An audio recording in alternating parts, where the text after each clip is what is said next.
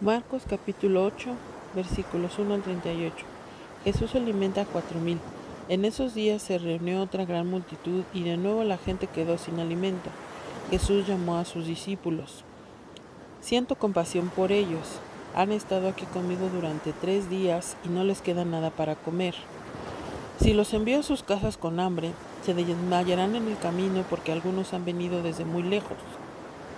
Sus discípulos respondieron: ¿Cómo vamos a conseguir comida suficiente para darles de comer aquí en el desierto?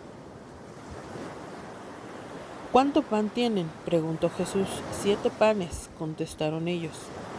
Entonces Jesús les dijo a la gente que se sentaran en el suelo, luego tomó los 7 panes. Dio gracias a Dios por ellos, los partió en trozos y se los dio a sus discípulos, quienes repartieron el pan entre la multitud. También encontraron unos pescaditos, así que Jesús los bendijo y pidió a sus discípulos que los repartieran. Todos comieron cuanto quisieron. Después los discípulos recogieron 7 canastas grandes con la comida que sobró. Ese día, unas 4,000 personas en la multitud, y Jesús los envió a sus casas luego de que comieron. Inmediatamente después, subió a una barca con sus discípulos y cruzó a la región de Dulmanuta. Los fariseos exigen una señal milagrosa. Cuando los fariseos oyeron que Jesús había llegado, se acercaron y comenzaron a pedirle para ponerlo a prueba. Exigieron que les mostrara una señal milagrosa del desierto que demostrara su autoridad. Cuando Jesús oyó esto, suspiró profundamente en su espíritu y dijo: ¿Por qué esta gente sigue exigiéndome una señal milagrosa? Les digo la verdad, no daré ninguna señal a esta generación. Luego regresó a la barca y los dejó y cruzó al otro lado del lago. La levadura de los fariseos y de Herodes. Pero los discípulos se habían olvidado de llevar comida y solo tenían un pan en la barca. Mientras cruzaban el lago, Jesús les advirtió: «Atención, tengan cuidado con la levadura de los fariseos y con la de Herodes». Al oír esto, comenzaron a discutir entre sí, pues no habían traído nada de pan. Jesús supo lo que hablaban, así que les dijo: ¿Por qué discuten por no tener pan? Todavía no saben ni entienden. Tienen el corazón demasiado endurecido para comprenderlo. Tienen ojos y no pueden ver. Tienen oídos y no pueden oír. No recuerdan nada en absoluto. Cuando alimenté a los 5,000 con 5 panes, ¿cuántas canastas con sobras recogieron después? 12, contestaron ellos. Y cuando alimenté a los 4,000 con 7 panes, ¿cuántas canastas grandes de sobras recogieron? 7, dijeron ellos. ¿Todavía no entienden?, les preguntó. Jesús predice su muerte. Entonces Jesús comenzó a decirles que el Hijo del Hombre tendría que sufrir muchas cosas terribles y se rechazó por los ancianos, y fue rechazado por los ancianos, por los principales sacerdotes y por los maestros de la ley religiosa. Lo matarían. Pero mientras hablaba abiertamente de eso con sus discípulos, Pedro lo llevó aparte y empezó a reprenderlo por decir semejantes cosas. Jesús se dio la vuelta, miró a sus discípulos y reprendió a Pedro. «Aléjate de mí, Satanás», dijo. «Ve las cosas solamente desde el punto de vista humano, no del punto de vista de Dios».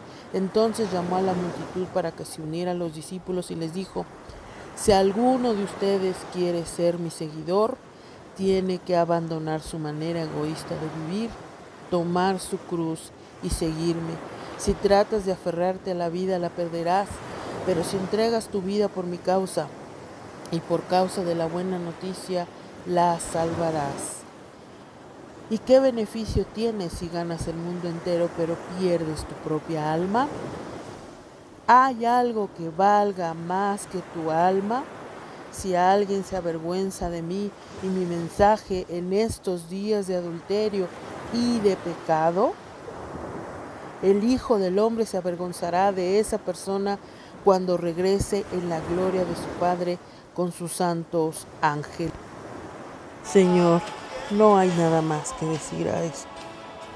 Permítenos, Señor, entender que lo más importante es nuestra alma.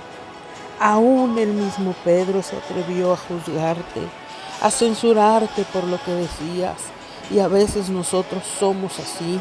En la actualidad criticamos a los demás, juzgamos a los que participan, buscamos la perfección en otros cuando nuestra propia vida aún tiene pecados ocultos.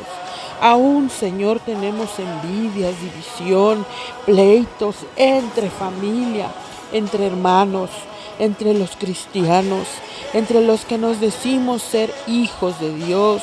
No hemos entendido nada, Señor. Es tiempo de ponernos a cuentas contigo. Permítenos ser tus discípulos, que cada día tomemos, Señor, el arado y decidamos servirte. Queremos ser tus discípulos, Señor. Tómanos, Señor, en cuenta. Quita nuestro pecado. Permite, Señor, que cada día podamos tomar nuestra cruz y servirte, Señor, con toda nuestra alma, a pesar de los milagros, a pesar de todo lo que tú haces. Seguimos con dudas, seguimos con temores, pero hoy, Señor, hemos entendido en este capítulo que no debemos de fijarnos en lo que sucede y que aun cuando alguien cercano de nosotros, tú le llamaste a Pedro, apártate de mí, Satanás. Debemos de ser sensibles y saber cuando esa palabra no es tuya, Señor, y distinguir cuando algo nos perturba, de servirte, de buscar tu rostro, de ver los milagros, Señor, que tú has hecho en el nombre de Jesús. Perdónanos, Señor. Es tiempo de hablar tu palabra, es tiempo de hablarle a otros, de buscar que la semilla germine, crezca. En el nombre de Jesús te lo pedimos, Señor. Amén y amén.